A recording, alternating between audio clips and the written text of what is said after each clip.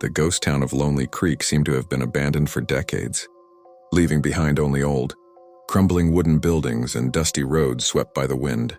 The only soul left there was Old Man Nary, a quiet man who lived with his faithful donkey named Bo. His daily life was filled with solitude. He spent most of his time sitting on the porch of the old house he bought for just $2, staring out at the vast empty desert.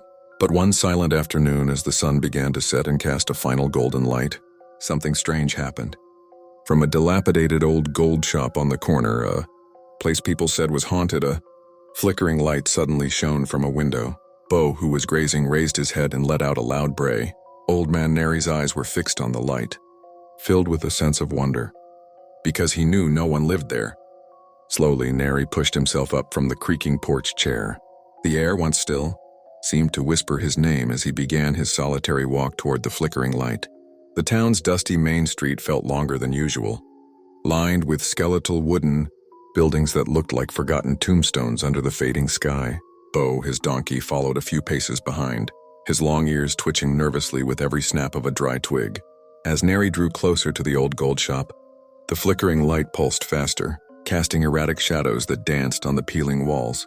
He gripped the cold handle of his cane, his heart beating a rhythm he hadn't felt in years. The sign above the door, barely legible, read, "The Prospector's Bounty."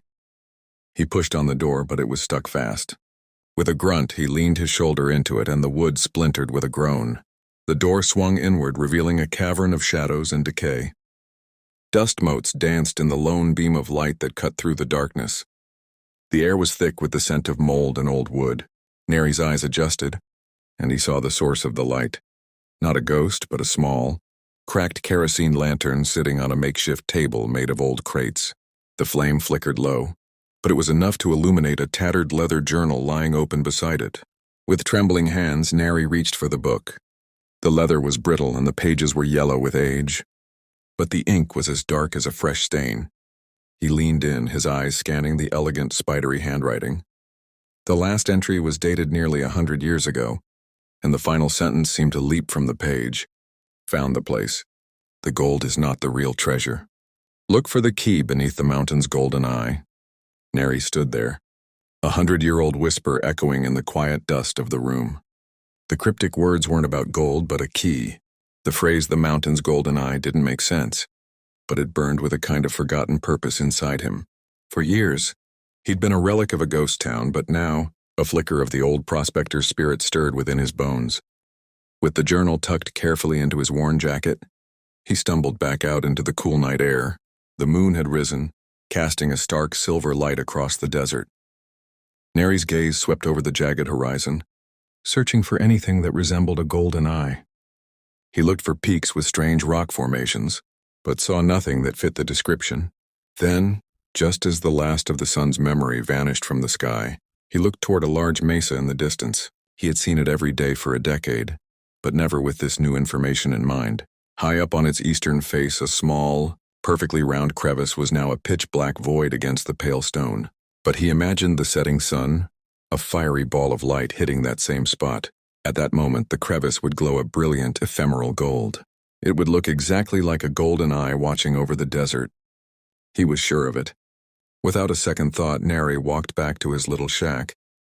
He gathered a canteen of water, a few dried biscuits, a coil of rope, and an old mining pick. Bo, as if sensing the shift in his owner's mood, stood patiently by the porch, his head held high.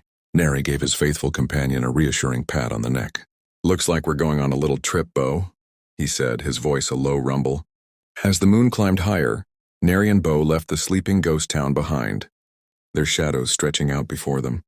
Two lone figures on a path toward a mountain and the key to a secret a century in the making. The journey was long and silent, broken only by the soft thud of Bo's hooves and the crunch of Nary's boots on the hard-packed earth. The desert night was a vast canvas of ink and starlight, the air crisp and cold against Nary's weathered skin. The silhouette of the mesa grew larger with every step, looming against the star-strewn sky like a sleeping giant. Nary didn't feel his age.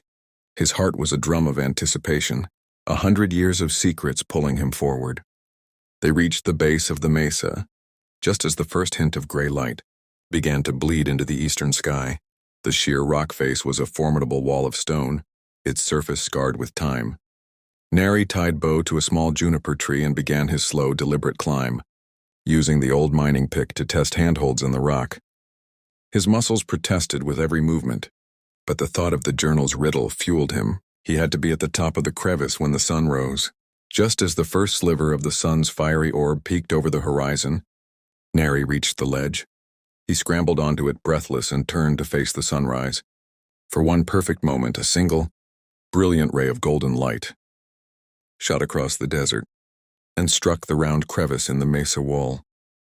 Just as he had imagined, it became a pulsing, brilliant golden eye watching over the valley below. He quickly found the small, worn opening. Tucked inside, hidden from centuries of wind and weather, was a small tarnished metal lockbox. It was heavy and cold in his hands. He worked the clasp, which gave way with a faint click, and lifted the lid. Inside, resting on a bed of dry moss, was a compass with a needle that seemed to spin erratically, and a single smooth piece of obsidian. On the surface of the obsidian, a simple map was etched, but it only showed a river and a symbol of a rising sun. Nary's hands trembled as he held the map. The compass needle quivered, pointing in a direction he had never traveled. He knew this was not the end of the treasure hunt, but only the next step. Nary descended the mesa with a newfound energy, the compass and the obsidian map clutched in his hand. At the base, Bo nudged him with his head as if to ask what lay ahead. Nary didn't have a clear answer, but he had a feeling. He spent the last of the pre-dawn hours studying the bizarre compass, its needle trembling and refusing to settle. He knew it was the next piece of the puzzle, but he had to wait for the right moment. As the sun's first rays washed over the land, he held the compass and the obsidian map together. The compass's needle suddenly went still, its point quivering but now aimed directly at the rising sun. The rising sun symbol on the map was not just a decoration. It was a directional guide. Nary's heart hammered in his chest. The river on the map was their destination, and the compass was now their unerring guide to get there. They set off, their path now dictated by the steady hand of the compass. The landscape slowly began to transform. The rocky, arid ground gave way to patches of dry grass and then to dusty bushes. By midday, they could hear the distant whisper of water. When they finally reached the riverbank, the land was a welcome burst of green, with tall cottonwood trees providing cool shade. But the compass needle began to tremble again, spinning wildly. Nary knew they had reached the next point of the riddle. He scanned the river, looking for a clue. The map showed the river's path and the sun symbol, but nothing else. He looked up at the mountains that followed the river and noticed a large rock face with a natural archway. It looked just like a stylized sun rising on the horizon. He walked toward it, with Bo following close behind. Beneath the archway, partially hidden by creeping vines, was a large flat stone with the same sun symbol etched into its surface. He ran his hand over the stone. It felt out of place, too smooth and too uniform. He pushed on it, but it wouldn't budge. He knew this was the next step, a hidden door that had waited 100 years to be opened. Nary pushed on the stone with all his might, but it was set as firmly as a tombstone. He grunted in frustration, leaning against the rock to catch his breath. The compass in his pocket began to vibrate wildly again, the needle spinning like a top. He pulled it out, looking from the crazed needle to the etched sun on the stone. It wasn't just a map. It was a mechanism. He noticed a small, barely perceptible pinhole at the very center of the sun symbol. It was a perfect fit for the sharp point of the compass needle. With a sudden surge of understanding, Nary pressed the point of the needle into the hole and gave the compass a gentle turn. A low grinding sound echoed from deep within the earth, and the large stone slab slowly slid to the side, revealing a narrow, dark passage. A rush of cool, damp air escaped from the opening. Nary glanced back at Bo, who had stopped a short distance away, his ears pricked. "Stay here, boy," Nary whispered. "I won't be long." He lit his old lantern and, with the compass and the obsidian map in hand, he stepped into the darkness. The passage was tight and smelled of old earth and mineral. He followed it for what felt like an age, the beam of his lantern bobbing on the damp rock walls.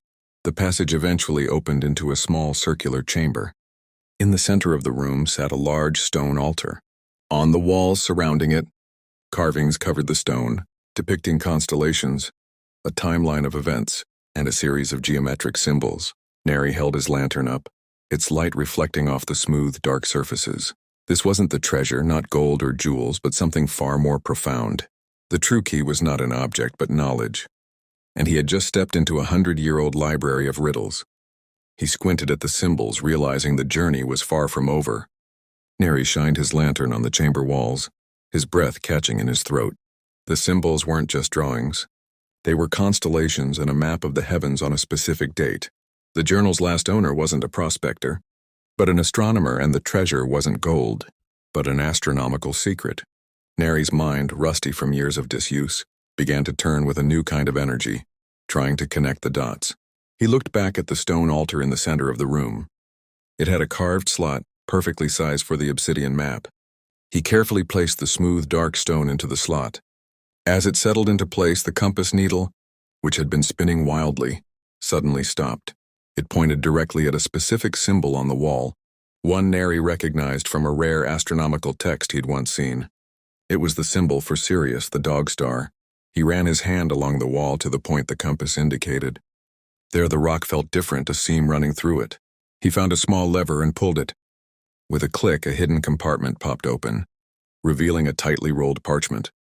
Nary carefully unrolled the parchment. It wasn't a map of a place, but a star chart and a series of complex calculations. At the bottom, a single note was written in the same, spidery script from the journal. The treasure is not where you look, but when. On the day the 3 stars align, the earth will reveal its secret. The parchment was a riddle of time, not place. Nary's adventure wasn't a hunt for buried gold, but for a specific moment in the future. He looked back at the altar, then at the parchment, a sense of wonder filling him. He had found not a treasure, but a cosmic countdown. Nary stood in the silent chamber, 100 years of whispers telling him a secret not of gold, but of the heavens. He knew now why the prospector had given up on finding treasure. The treasure wasn't hidden in the earth. The earth was hiding the treasure for the exact right moment. Nary clutched the parchment, its star charts and calculations a new kind of map. The compass, which had once pointed to Sirius, was a celestial guide, showing him not a direction, but a date, the day when the 3 stars align. He carefully rolled up the parchment and tucked it away. The climb back up the narrow passage felt easier, and the desert night felt less lonely.